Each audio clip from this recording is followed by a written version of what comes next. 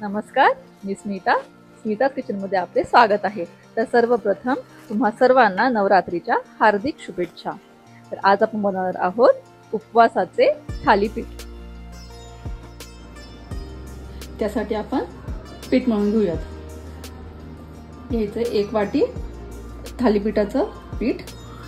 यामध्ये 3 वाटी साबुदाण्याचं पीठ आहे, 1 वाटी राजगिऱ्याचं पीठ आणि 1 वाटी वरईच्या तांदळाचं पीठ। आणि ही भाजणी करतानाच मी यामध्ये लाल तिखट आणि मीठ टाकलेलं आहे आधीच। आता यामध्ये आपण घेऊयात अर्धा वाटी दाण्यांचा कूट, 1 वाटी उकडलेला बटाटा किसून घेतलेला आहे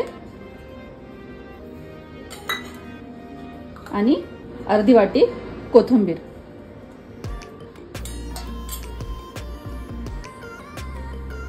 आता आपण थोडंसं चवीनुसार मीठ घ्यायचंय, कारण की यामध्ये आता बटाटा पण ऍड केलेला आहे। आता हे सगळं मिश्रण आपण एकजीव करून घेऊयात।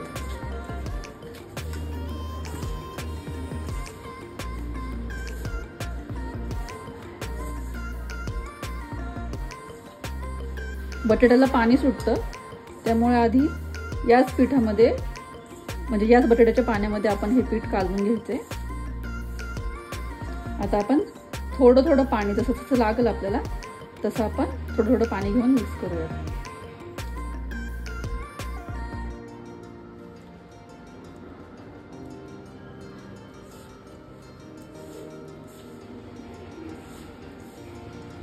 आपलं पीठ मळून तयार आहे। आपलं पीठ छान मळून झालंय। आता आपण याला थोडासा तेलाचा हात लावूया आणि 10 ते 15 मिनिटं रेस्ट करायला ठेवूया। आता आपण झाकण ठेवून 5 ते 10 मिनिटं रेस्ट करायला ठेवूया। आता आपण थालीपीठ करायला घेऊया। आता आपला हात असा थोडासा ओला करून घ्यायचा किंवा तेल लावायचं, काहीही चालेल। आणि छोटासा गोळा घ्यायचा आहे। लहान लहान थालीपीठ करायचे म्हणजे ते जास्त चांगले कुरकुरीत होतात। असा इतका बारीक गोळा घ्यायचा आहे छान। आता रुमाला आपण थोडंसं पाणी टाकून ओलं करून घेऊया आणि ते थालीपीठ त्यावर ठेवून हळूहळू गोलाकारामध्ये थापायचं। तुम्हाला हवं तितकं तुम्ही त्याची जाडी ठेवू शकता, पण पातळ केले की ते कुरकुरीत आणि चवीलाही छान लागतात। आता आपण या थालीपीठाला असं होल पाडून घेऊयात।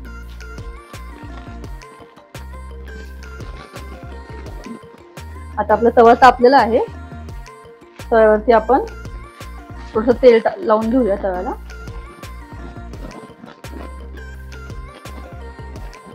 गॅस बारीक करायचा आहे आणि आता हे थालीपीठ या तव्यावरती टाकायचं आणि आता हा रुमाल पण चांगला ओला करून घेऊया।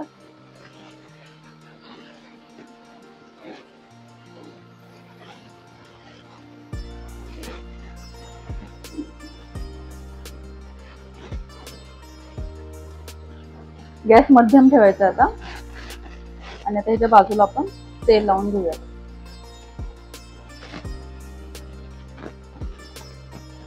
आणि या होल मध्ये पण आपण थोडं थोडं तेल किंवा तूप टाकून घेऊया। आणि आता झाकण ठेवायचंय आणि हे थालीपीठ 2 मिनिटांसाठी शिजवून घ्यायचे। आता आपण झाकण काढूया आणि हे असंच अजून 1 मिनिट शिजवून घेऊया। तोपर्यंत आपण याच्यावरती पण तेल लावून घेऊया। मिनिट झालाय, आता आपण हे दुसऱ्या बाजूने छान शेकून घेऊया।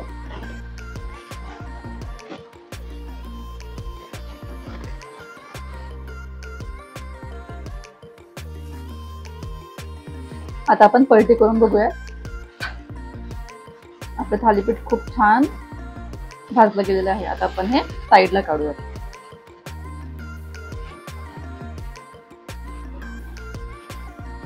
अशाच प्रकारे आपण बाकीचेही थालीपीठे बनवून घेऊयात.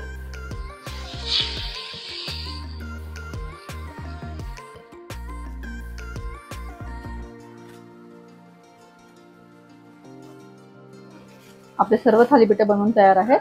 आता आपण सर्व करूयात.